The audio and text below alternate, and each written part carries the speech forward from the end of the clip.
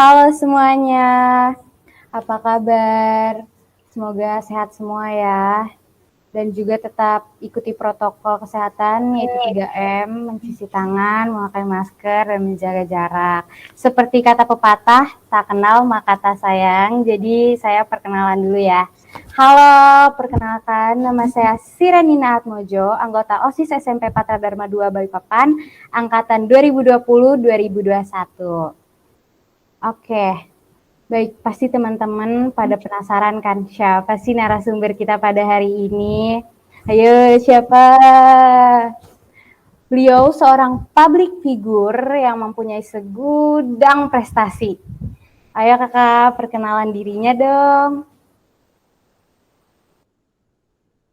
Baiklah, Assalamualaikum warahmatullahi wabarakatuh. Salam kenal, saya Syera, Putri Indonesia Kalimantan Timur 2020 dan Putri Indonesia Digital and Social Media 2020. Sebelumnya saya ingin mengucapkan terima kasih yang sebesar-besarnya bagi seluruh tim OSIS yang telah penuh dengan semangat merealisasikan acara ini. Tentunya seluruhnya berharap agar rangkaian acara ini dapat sukses ya, tentunya. Oke, mungkin itu sedikit perkenalan dari saya. Silakan dilanjutkan lagi oleh MC. Oke, baik. Terima kasih, Kak. Kakak Syera ini memiliki nama lengkap Dianisa Syera Zade Rahman. Lahir di Sidoarjo tanggal 4 Juli 1998. Beliau adalah Putri Indonesia Kalimantan Timur 2020. Beliau juga adalah Putri Indonesia Digital dan Sosial Media. Kak Syera ini dari lulusan sarjana Hubungan Internasional dari Universitas Pertamina 2021. Keren banget ya teman-teman. Oke, Kak Syera boleh tanya-tanya dikit ya? Boleh dong. Oke, pertanyaan yang pertama nih. Bagaimana sih awal Kak Syera ikut Putri Indonesia itu? Oke, ya sebelumnya pastinya ketika kita punya keinginan, itu pasti perlu ada di pikiran kita dulu kan, untuk merealisasikan apa yang kita inginkan. Kala itu memang pemikiran itu sudah ada sejak di tahun 2017, tetapi memang sayangnya di 2017 saya merasa mungkin belum tepat waktunya saat itu dan masih butuh persiapan yang lebih matang agar nantinya lebih siap lagi saat bertanding, apalagi kita mewakili bukan hanya diri sendiri tetapi juga mewakili satu provinsi kita, Kalimantan Timur. Tentunya juga tidak main-main seperti itu ya.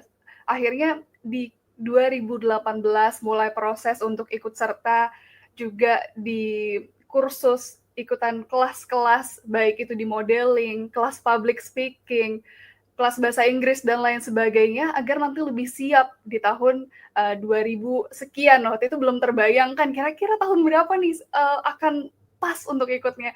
Dan memang mungkin sudah jalannya untuk ikut serta di tahun 2020 dan akhirnya pun dukungan dari orang-orang di sekitar baik keluarga dan tidak lupa juga tim di Kalimantan Timur kala itu di Balikpapan banyak sekali yang support. Jadi perjalanan menjadi Putri Indonesia ini tidak hanya sendiri, melainkan juga support system dan dukungan dari orang-orang terdekat, serta bahkan orang-orang yang saya pun tidak kenal pun mendukung. Mungkin di situ perjalanan menjadi Putri Indonesia Kalimantan Timur itu dimulai. Seperti itu. Tentunya itu butuh kemauan ya, tekad. Maka dari itu memang prosesnya panjang, tidak ujuk-ujuk ikut serta, tetapi memang perlu persiapan yang matang. Seperti itu. Baik.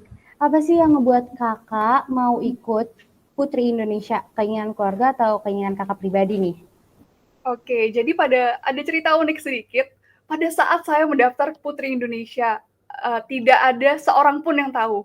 Siapapun, orang-orang terdekat, sahabat, keluarga, semuanya tidak ada yang tahu karena memang saya memiliki sedikit prinsip yang unik apabila suatu keinginan itu diceritakan ke orang lain, itu biasanya nggak akan kejadian. Gitu. Jadi itulah salah satu keunikan dari keyakinan yang saya miliki, sehingga pada saat itu saya yakin nanti pada saat sudah goal mimpi yang saya inginkan untuk masuk dan terpilih di waktu itu pemilihannya di pusat, kala itu ada audisi 3 tahapan, sampai tahap ketiga dan sudah dipastikan menjabat sebagai Putri Indonesia Kalimantan Timur, baru saya bercerita, dan kala itu memang keluarga semuanya kaget, karena yang benar ini kapan, mulai dari kapan? Jadi memang mungkin realisasinya itu pure dari diri sendiri dulu, keinginan tersebut dan bagaimana kira-kira kita dapat merealisasikan hal tersebut sampai akhirnya bisa menjadi sesuai dengan jalan yang kita inginkan. Dan mulai dari situ pastinya beriringan dengan doa orang tua, doa keluarga, dan doa-doa sahabat sendiri. Tentunya keinginan kenapa ingin ikut, salah satunya adalah untuk meningkatkan kualitas diri. Ya, apalagi kita generasi muda, pastinya ingin memberikan dampak yang lebih besar kepada masyarakat, orang-orang terdekat, dan orang di sekitar kita. Seperti itu. Wah, keren banget. Itu pasti ribet kan, Kak? Nah, kendala yang dialami selama ini apa aja sih? Ya, pastinya namanya kita ingin mencapai sebuah impian, apalagi yang besar. There's nothing word coming for apabila itu tidak diikuti dengan berbagai macam hambatan dan rintangan tentunya. Sempat pada saat progres sudah mau grand final, rasanya pengen mundur loh untuk ikut serta sampai acara itu berakhir. Pernah sekali ada satu momen yang membuat saya mumet banget, karena persiapannya tadi itu memang, waduh, itu kalau di sini teman-teman bayangin, semua pesertanya 39 provinsi, 39 peserta kala itu, ya dari 34 provinsi. Limanya dari mana? Limanya itu dari DKI Jakarta, perwakilannya itu ada 6, jadi totalnya jadi 39. Harusnya kan provinsi kita 34 ya. Memang DKI Jakarta perwakilannya 1, 2, 3, 4, 5, sampai 6. Nah, tentunya lihat persaingan di sana, apalagi di sosial media. Kita lihat, wah perkembangannya dia sudah seperti itu ya, wah kira-kira dia sudah sebagus itu. Pasti punya yang namanya insecurities dan juga dibanding-bandingkan oleh audiens kita. Ada yang bilang, oh yang ini kayaknya mana, kira-kira cantikan mana. Itu banyak loh yang kayak bikin kita mental mungkin ya, lebih ke arah mental dan juga kesehatan batin kita gitu saat bertanding itu sangat-sangat diforsir gitu.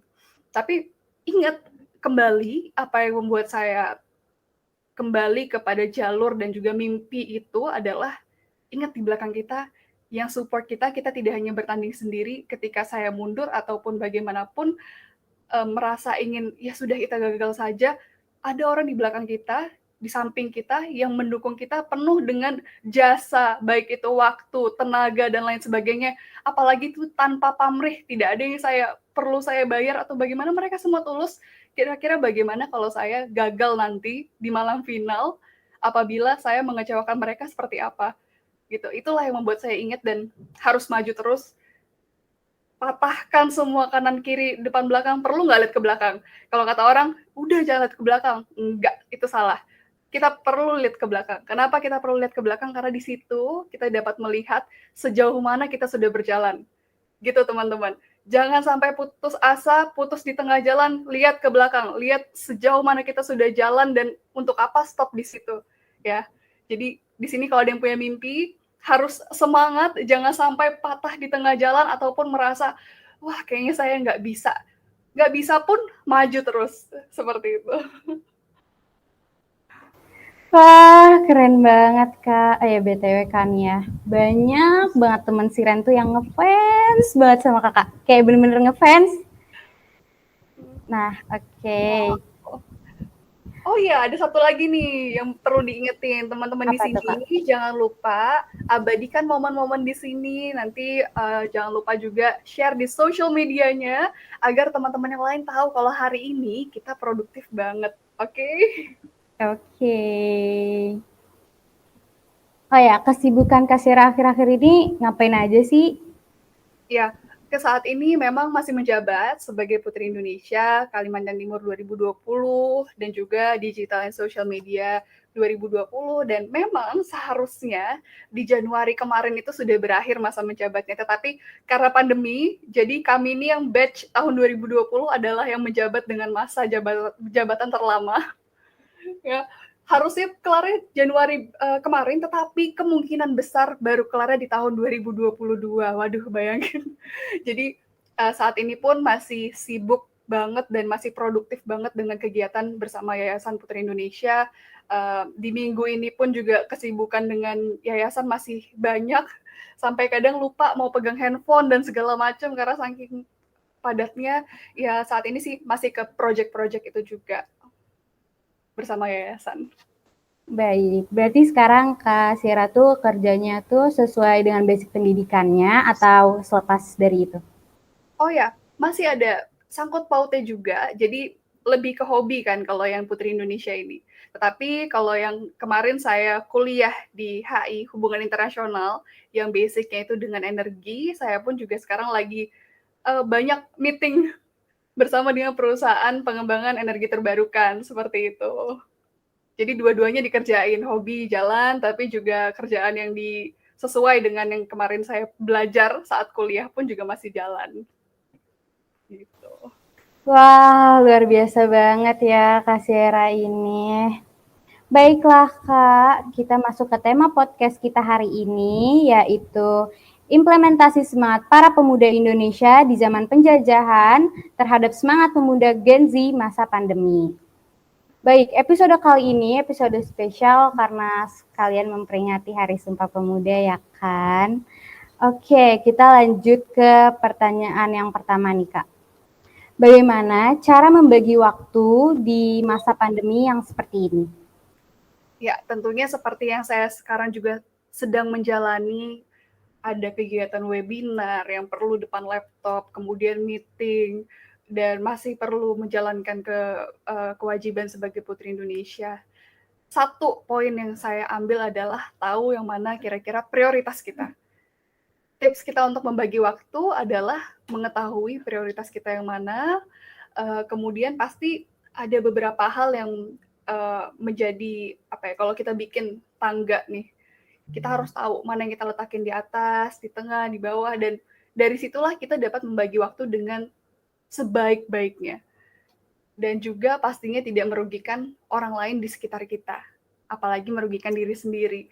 Jadi mungkin itulah tips yang paling besar yang saya miliki dan saya pegang selama ini di hidup saya. Oke, baik. Pertanyaan selanjutnya, bagaimana sih cara kita sebagai generasi muda untuk menumbuhkan rasa percaya diri untuk terus berkarya? Itu pasti susah banget kan, Kak? Gimana nih tipsnya? Oke, jadi memang percaya diri ini sangkut pautnya dengan rasa insecure ya. Apakah kita perlu punya rasa insecure?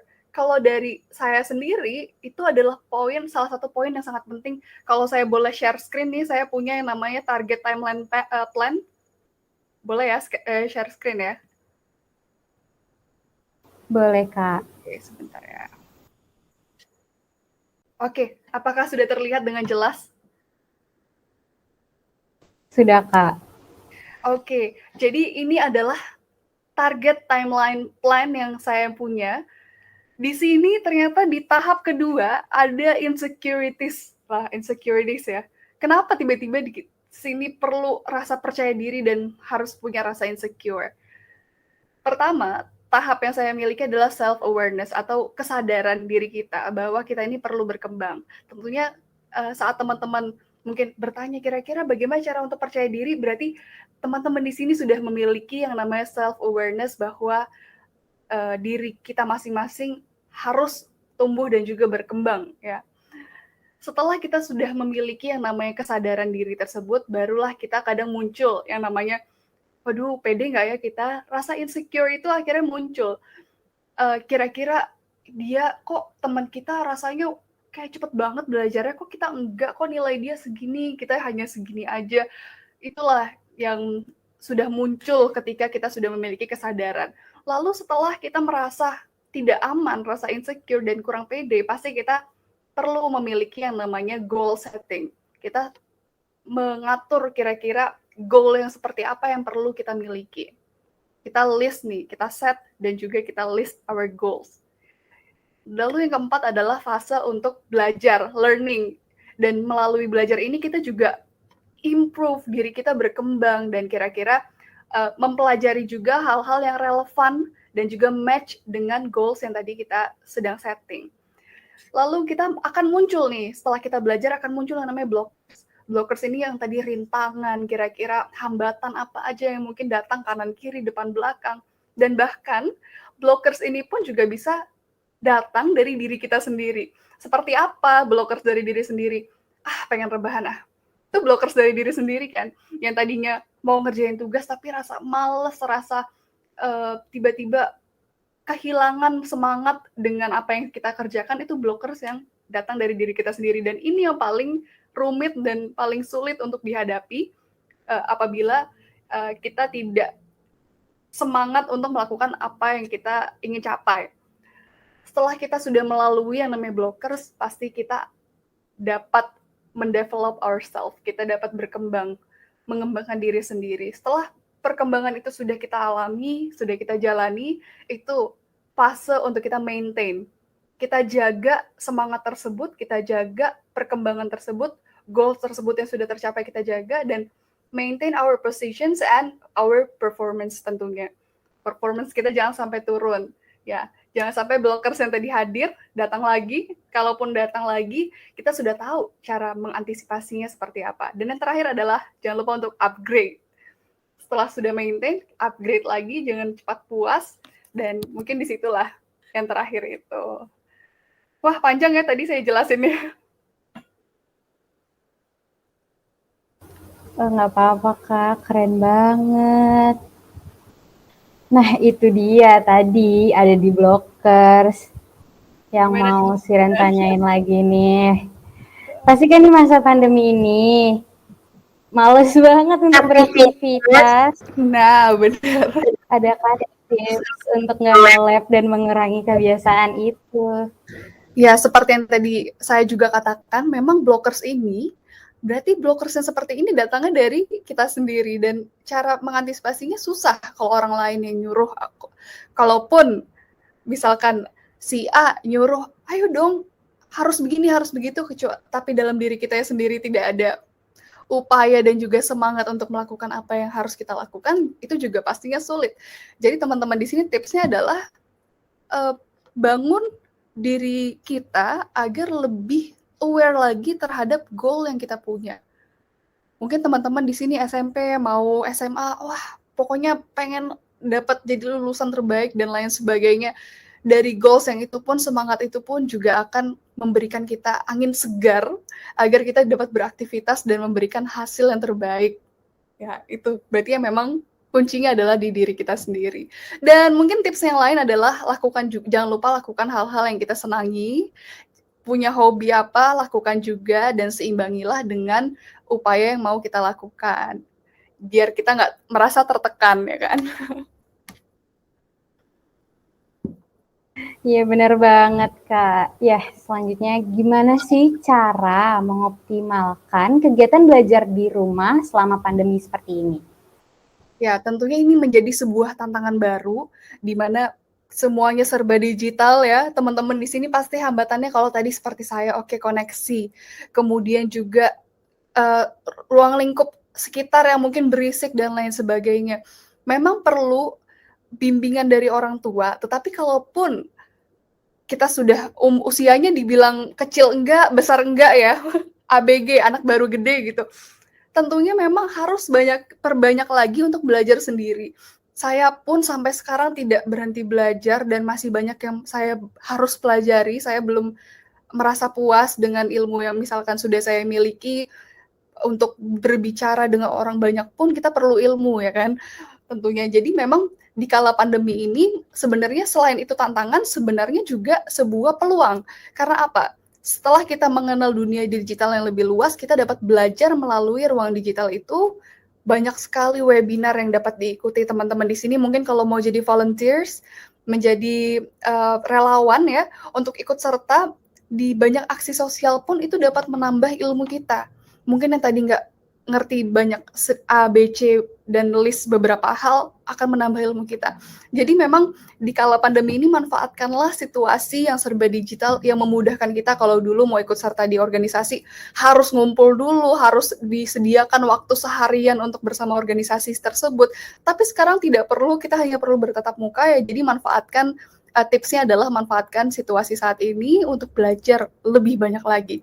Tipsnya juga jangan lupa kita set waktu tertentu dan lakukan itu secara beruntun, mungkin setiap hari setidaknya 30 menit mau belajar bahasa Inggris, 30 menit mau belajar matematika, dan lain sebagainya. Saya pun sampai sekarang masih seperti itu, masih sering bikin timeline waktu sendiri di hari yang misalkan hari ini gitu, hari besok, hari selanjutnya, tapi kalau sampai seminggu ke depan itu lebay sih, nggak sampai seminggu ke depan kok, paling cuma sehari 2 hari aja gitu baru dibikin. Gitu teman-teman. Baik, menurut pendapat Kak Sierra nih, mengapa semangat pemuda generasi dahulu dengan generasi sekarang itu sangat amat berbeda? Kenapa tuh Kak? Nah, teman-teman di sini pasti tahu perjuangan dari pahlawan kita seperti apa sulitnya. Dan satu momen yang membangunkan semangat pahlawan itu ada satu organisasi. Teman-teman di sini tahu nggak kira-kira organisasi apa? Ya, oke. Jadi satu organisasi itu adalah organisasi pelajar yang bernama Budi Utomo. Jadi sebenarnya membangkitkan semangat pelajar itu adalah satu, pendidikan.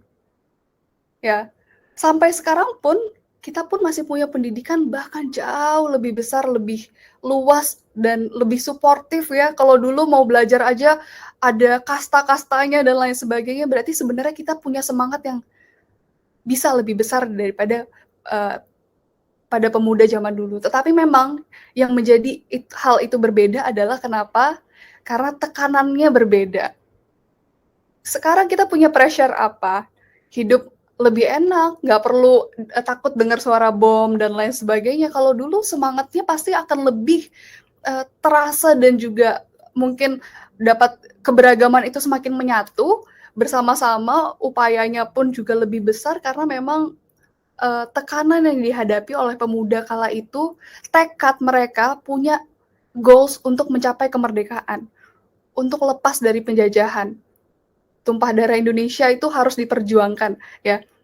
Jadi mungkin di situ bedanya. Kalau mungkin pemuda zaman sekarang, saya termasuk di dalamnya, ya, pemuda zaman sekarang mungkin tidak merasakan hal-hal yang seperti itu. Kita sudah merasakan yang namanya hidup enak. Kalau dulu goals-nya mereka adalah untuk hidup enak, makanya perlu untuk berjuang, mungkin seperti itu. Kalau sekarang mungkin yang kita bisa ubah mindset-nya, oke mungkin sekarang udah hidup enak, goals-nya kita ubah jadi saya pengen hidup lebih enak lagi. Nah, baru mungkin kita punya semangat lagi yang lebih besar. Oke, mungkin sekarang harus di-setting lagi nih goals-nya ya. Aduh, oke, siap. Kak, menurut Kakak nih, apa aja sih faktor yang mempengaruhi pemuda generasi sekarang males banget untuk berkarya? Ya, kalau menurut saya, mungkin hal ini bisa benar, bisa salah. Karena apa? Sebenarnya pemuda zaman sekarang pun banyak banget yang berkarya saat ini. Baik itu di sektor manapun, baik itu di seni budaya, teknologi, sudah ada teknologi agar kita bisa belajar tanpa perlu tatap muka, sekarang serba online, itu bukan pemuda kah yang mengembangkannya? Itu semua pemuda. Kemudian juga seni budaya, banyak yang kemarin remix lagu-lagu Indonesia dijadikan satu ya, dengan latar budayanya masing-masing, itu sebuah prestasi yang membanggakan. Jadi sebenarnya tidak ada yang menghalangi bagi pemuda saat ini untuk berkembang dan juga memberikan prestasi. Tetapi blockers yang tadi datang dari diri sendiri itulah yang menghalangi, atau mungkin tidak mendapat support yang baik dari orang-orang sekitar. Jadi mungkin faktornya itu blockers dari diri sendiri, mungkin support yang kurang baik ya, atau mungkin tidak mendapatkan wadah yang tepat untuk merealisasikan atau mengapresiasi untuk melakukan hal yang ingin dicapai tersebut. Jadi mungkin 3 itu faktornya. Baik, pertanyaan selanjutnya, jika pemuda sekarang ada niat untuk berkarya, tapi tidak ada wadah yang sesuai dengan kemampuannya, bagaimana nih tanggapan Kakak? Oke, Nah, saat ini di situasi pandemi dan serba digital, sudah banyak wadah yang lebih mudah untuk dicapai dan mudah untuk dirangkul bersama, karena mungkin kalau dulu wadahnya susah ditemui, tetapi sekarang sudah serba internet, kita tinggal cari kira-kira yang seperti apa. Oke, mungkin wadah itu bentuknya sebuah organisasi. Kita bayangkan seperti itu. Misalkan wadah ini maksudnya adalah organisasi. Organisasinya seperti apa? Misalkan pengen ikut bela diri. Oke, keluarga mungkin nggak support, tapi ada organisasi yang kira-kira bisa memberikan kita kesempatan untuk mencapai mimpi tersebut. Sebenarnya semuanya ada wadahnya. Tinggal kitanya menempatkan dirinya tersebut apakah tepat atau tidak gitu. Apakah dengan kegiatan yang kita lakukan, dengan di wadah tersebut kita melupakan orang-orang di sekitar kita dan menyakiti perasaan keluarga dan lain sebagainya, itu mungkin beda cerita. Tetapi wadah itu pastinya akan selalu ada apabila kita menempatkan dirinya dengan benar. Jadi semangat, karena pastinya untuk mengembangkan mimpi kita, kalau kita sungguh-sungguh mau di wadah manapun itu, kita pun bisa berkembang. Tetapi apabila tidak memungkinkan, jangan lupa carilah yang sesuai dengan passion dan juga keinginan kita. Itu nomor 1. Oke, baik. Pertanyaan selanjutnya, bagaimana sih Kak caranya menumbuhkan nasionalisme para pemuda generasi yang sekarang? Karena udah banyak banget pengaruh seperti K-pop dan lain-lain masuk ke Indonesia dan sudah mudah mengakses hal-hal yang menurunkan rasa nasionalisme pemuda zaman sekarang nih. Nah, oke, ini memang sangat relevan topiknya dengan situasi saat ini. Dibilang K-popper, saya juga seorang yang suka nonton drakor dan lain sebagainya, tapi tidak melupakan kalau ditanya tentang peristiwa bersejarah, ya insya Allah masih ingat semua gitu. Masih suka baca sejarah, itu suka banget, karena di situ kita banyak belajar perjuangan kenapa bangsa Indonesia bisa sampai di titik ini. Ya. Tentunya salah satu, kalau saya sendiri ikut serta di pemilihan Putri Indonesia pun, itu salah satu bentuk menjaga rasa nasionalisme diri sendiri ya. Karena apa? Di situ saya bertemu dengan seluruh perwakilan provinsi yang memiliki bahasa persatuan itu bahasa Indonesia, tetapi memiliki bahasa daerahnya masing-masing, warna kulit yang berbeda, kemudian intonasi yang berbeda-beda juga. Tetapi satu yang mempersatukan kita adalah rasa toleransi. Ya, dari situ pun saya juga banyak belajar budayanya masing-masing. Jadi memang cara itu mungkin sebuah cara yang sulit ya untuk menjaga nasionalisme, karena harus ikutan Putri Indonesia dulu, sepertinya sulit ya gitu, karena panjang prosesnya. Tetapi pasti hal-hal sepele yang kita dapat lihat misalkan di internet dan lain sebagainya, apalagi kita mengakses konten yang positif terkait dengan nasionalisme, itu pun bisa kita jaga.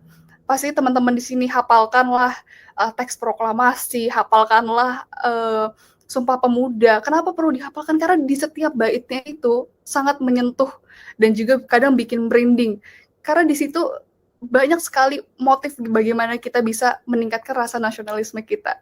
Dibaca saja itu kadang-kadang membuat kita terhening saking indahnya bahasa dari yang telah dibuat oleh pahlawan-pahlawan kita di masa yang dahulu.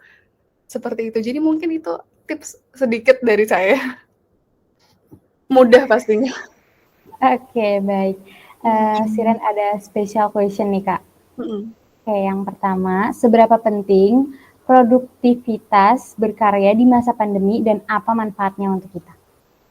Ya, pastinya di masa pandemi, sekali lagi saya tekankan, adalah peluang yang sangat besar bagi kita, apalagi untuk berkarya, karena memang sebenarnya memudahkan kita. Berkarya, oke, mau jadi YouTuber, apakah itu bukan karya? Itu karya juga apabila itu kontennya positif gitu ya. Seberapa penting, seberapa urgensinya kita untuk berkembang di masa pandemi, sangat penting. Itu adalah salah satu prioritas utama yang perlu kita miliki saat ini, karena ini adalah masanya yang akan sangat memudahkan kita, apalagi di pandemi yang tidak kenal ruang, tidak kenal waktu, semua perkembangan literasi dan juga ruang digital yang semakin luar biasa. Manfaatnya bagi diri kita sendiri pastinya selain meningkatkan kualitas diri kita, ini akan bermanfaat sampai nanti teman-teman dewasa. Ya, saya aja saat ini kadang masih suka nyesel. Kenapa ya dulu nggak lebih sering lagi ikut lomba? Kenapa dulu nggak lebih sering lagi belajar ini, belajar bahasa itu? Karena kan memang di fase teman-teman nih masih usia ABG tuh bagus banget untuk kursus bahasa dan lain sebagainya, lebih cepat menyerapnya. Kadang masih suka nyesel, kenapa ya dulu nggak coba tekunin bahasa ini dan akan menjadi nilai plus tentunya. Jadi manfaatnya untuk kita adalah nanti ke depannya mungkin tidak berlangsung dan kita rasakan pada saat ini juga, tapi ini adalah plan jangka panjang yang dapat kita miliki. Ya, plan jangka panjang nanti di dunia kerja sangat berguna kalau teman-teman punya karya yang banyak. Baik itu bodo amat mungkin SMP, SD sama aja, semua karya itu pun bisa kita pampang di nanti kita punya CV ya. CV untuk kita masuk kerja. Jadi itu pasti manfaatnya banyak sekali. Oke, baik. Selanjutnya, bagaimana memulai sesuatu hal yang bisa menjadi ciri khas kita bisa fokus dan expert atau profesional di bidang itu. Ya, tentunya pasti kita punya suatu hobi atau mungkin hal yang kita memang ingin pelajari. Mungkin di usia-usia saat ini belum terlihat, kira-kira kita lebih expert di bidang apa. Lakukanlah hal-hal yang relevan. Kita coba lakukan hal-hal yang relevan dengan goals yang kita miliki tersebut.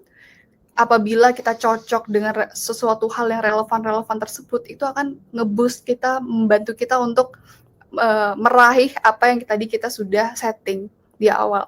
Jadi mungkin saat ini kita belum bisa melihat sih, kita expert nggak ya di bidang tersebut, bakal profesional nggak ya. Saya pun kadang walaupun sudah lulus kuliah pun, kadang masih suka bertanya-tanya, kira-kira apakah bisa menjadi seorang expertise di bidang A, bidang B yang sangat relevan bagi kegiatan saya nantinya. Tetapi cara yang saya dapat siasati adalah lakukan kegiatan-kegiatan yang relevan dengan goals yang tadi kita miliki. Seperti itu. Oke, baik. Dan ini nih sebenarnya bingung banget kan, pasti banyak banget cara untuk meyakinkan orang tua yang menentang hobi atau kegemaran kita. Padahal kita tuh udah serius di situ, tapi itu susah banget untuk meyakinkan kepercayaan atau dukungan dari orang tua atau orang-orang terdekat. Nah, gimana sih Kak supaya kita bisa meyakinkan mereka? Oke, mungkin di sini teman-teman ada yang lebih suka di olahraga, sedangkan mungkin dari orang tua merasa prospek ke depannya apabila mendalami olahraga, kira-kira sepertinya tidak terlalu punya prospek yang luar biasa atau mungkin nanti tidak akan menguntungkan bagi kehidupan anaknya di kemudian hari seperti itu kan. Tetapi banyak kok orang-orang yang hobi olahraga sampai bisa punya medali emas, dapat mobil gratis, rumah gratis, lahan gratis, semuanya tinggal hidup dengan tenang ya. Sebenarnya banyak. Tetapi memang jangan lupakan kenapa sih orang tua sampai melarang? Ya. Mungkin saat teman-teman melakukan hobi tersebut, teman-teman malah melupakan kewajiban sebagai anak. Pulangnya jadi telat, malah melupakan keluarga, diajak makan, malah main, gitu kan, malah pergi melakukan hobinya.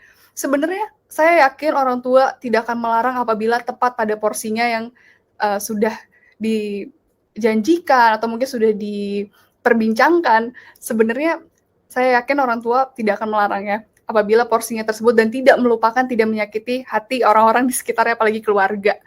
Di situ sih. Jadi pastinya tetap kasih pengertian apabila orang tua juga belum dinilai harus banget nih pengen di sini tapi orang tua masih belum mengizinkan, pastinya perlu obrolan yang lebih hangat antara anak dan juga orang tua. Tetapi ingat, orang tua pasti nggak mungkin ya sampai nggak ngasih sama sekali nih anaknya melakukan hobinya tersebut, melakukan pilihannya tersebut gitu. Apabila tadi yang saya sebutkan, ketika kita juga harus ingat kewajiban kita sebagai anak.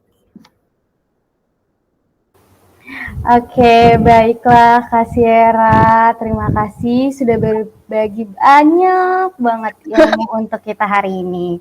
Semoga ilmu dan pengalaman yang dibagi membuat seluruh siswa SMP Patra Dharma II Balikpapan semakin semangat untuk lebih giat lagi belajar dalam menanggapi cita-cita dan tetap semangat, wahai para pemuda zaman sekarang, kobarkan semangatmu di hari Sumpah Pemuda ini.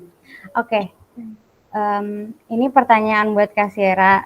pesan dan kesan untuk OSIS Parada, salah satunya kegiatan podcast kita saat ini seperti apa nih Kak? Boleh kasih saran juga loh Kak. Oke, jadi kalau menurut saya ini udah luar biasa banget dan kadang setiap kali saya webinar, pastinya kan ada nih yang jadi PIC-nya, yang menghubungi dan lain sebagainya. Jadi kadang kalau saya melihat, saya orangnya sebenarnya agak perfeksionis kalau di chat ya. Kalau ngelihat chat orang, kalau misalkan ngelihat bahasanya agak kurang enak tuh kadang sampai, ih kok gini sih? Anak SMP gitu sudah tahu cara menghubungi orang lain dengan baik dan benar. Karena menurut saya attitude ya, sikap itu nomor satu. Itulah yang akan membantu kita nanti di dunia kerja. Nanti kita sampai besar kita bertemu dengan orang lain, sikap adalah nomor satu. Bagus banget OSIS Sparada 2, bagus banget. Mohon maaf juga waktunya bisa mengikuti saya pun, saya sangat mengapresiasi dan mengapresiasi juga semangatnya untuk merealisasikan acara pada hari ini. Tepuk tangan. Baik, demikian. Terima kasih. Semoga Kak Sierra dan kita semua sehat selalu dan semakin sukses ke depannya. Amin. Amin. Terima kasih semuanya. Baik, terima kasih.